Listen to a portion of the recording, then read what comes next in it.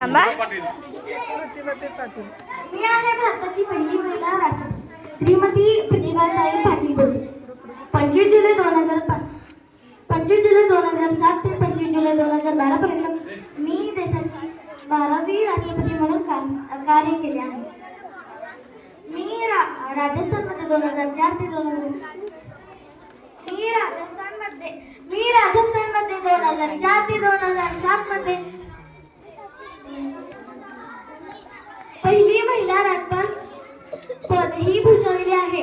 मला फक्त एवढेच म्हणावंसे वाटते, खानदेशाची माती जिचा अभिमान, खानदेशाची माती जिचा अभिमान, नारी शक्तीची तीच